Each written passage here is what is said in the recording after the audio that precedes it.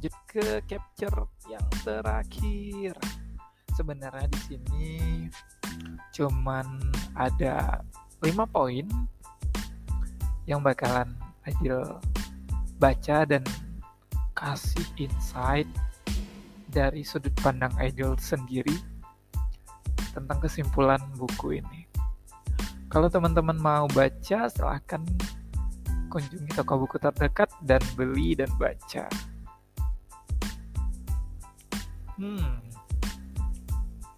Jadi kesimpulan buku ini itu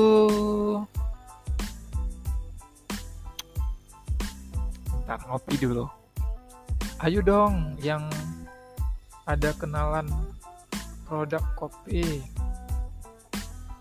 Siapa kek yang ayahnya atau pamannya, tantenya yang kerja di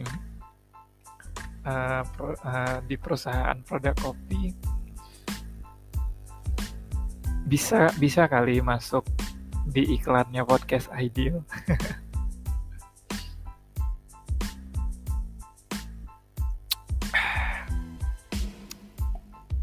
Oke. Pertama, masa bodoh bukan berarti acuh tak acuh. Dengan bersikap masa bodoh, Anda telah memutus lingkaran setan. Masa bodoh ternyata obat yang paling ampuh ya untuk memutus lingkaran setan. Terkadang kepedulian kita harus di masa bodohin gitu, harus diacuh tak acuhin biar masalah yang terjadi, biar kita juga tidak mutar-mutar aja di lingkaran setan yang ada. Keren banget sih kesimpulan pertama.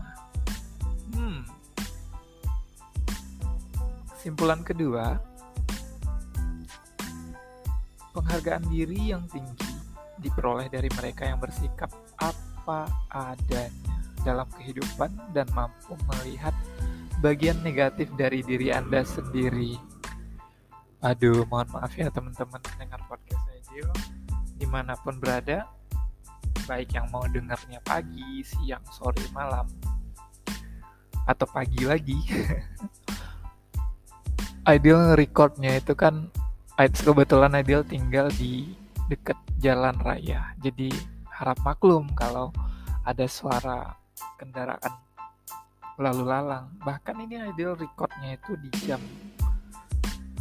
tengah malam loh, 3 menit lagi itu jam 12 ke tanggal 14 Juli 2022.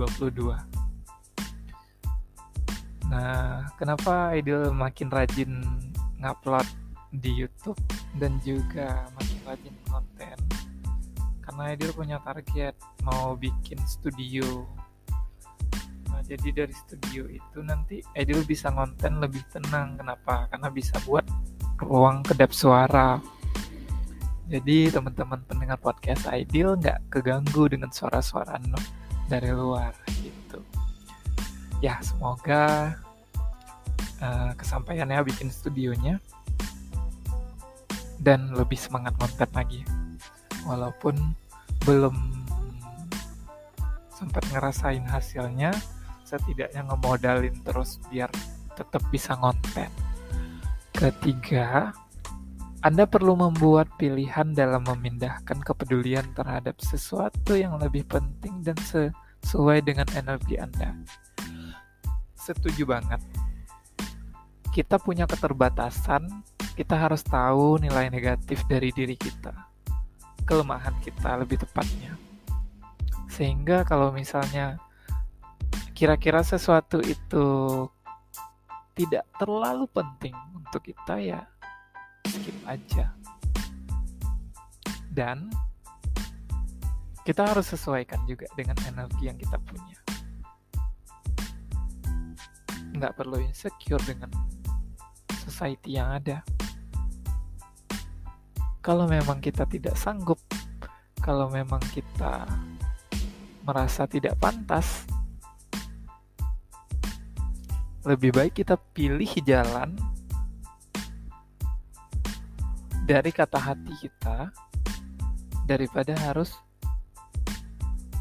insecure dengan pendapat orang lain, yang mana penyesalannya pasti double. Kalau kita milih kata hati kita sendiri, penyesalannya hanya karena kita memilih kata hati kita. Tapi kalau misalnya kita memilih karena pendapat orang lain, yang pertama kita menyesal yang pertama kita nyesal karena udah salah pilih misalnya karena pendapat orang lain. Yang kedua, karena kita tidak dengar kata hati kita. Jadi double. So, sesuaikan dengan energi yang kamu punya. Ketakutan akan kegagalan datang ketika Anda salah memilih nilai-nilai yang buruk dalam kehidupan. Benar sih.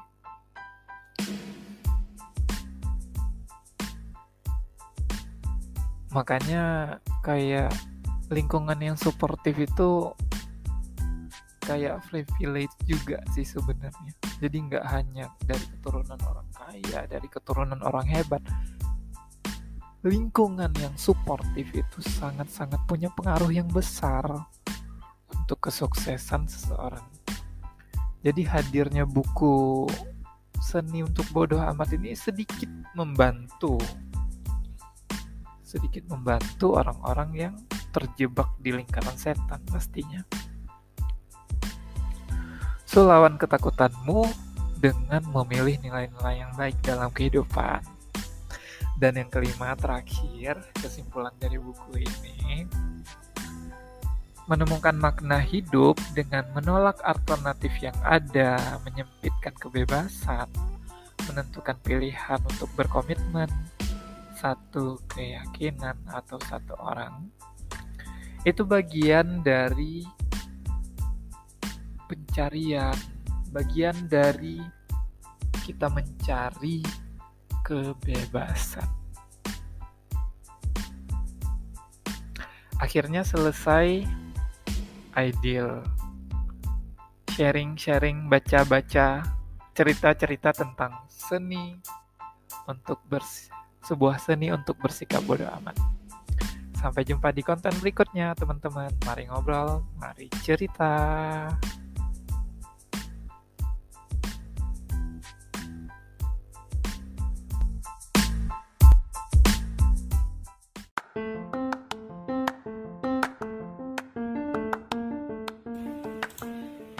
Mau belajar bahasa Jerman dengan biaya yang affordable di Banda Aceh?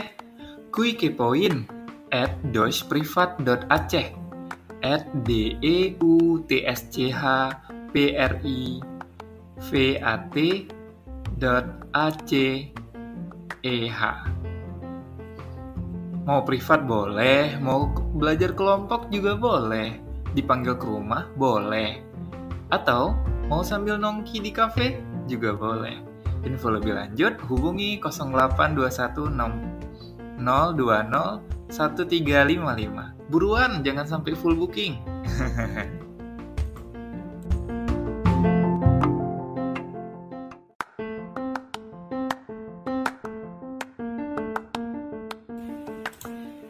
Mau belajar bahasa Jerman dengan biaya yang affordable di Banda Aceh? Kui kepoin @deutschprivat.aceh @DEUTSCHPRIVAT.ACEH. Mau privat boleh, mau belajar kelompok juga boleh, dipanggil ke rumah boleh, atau mau sambil nongki di kafe juga boleh. Info lebih lanjut hubungi 082160201355. Buruan, jangan sampai full booking.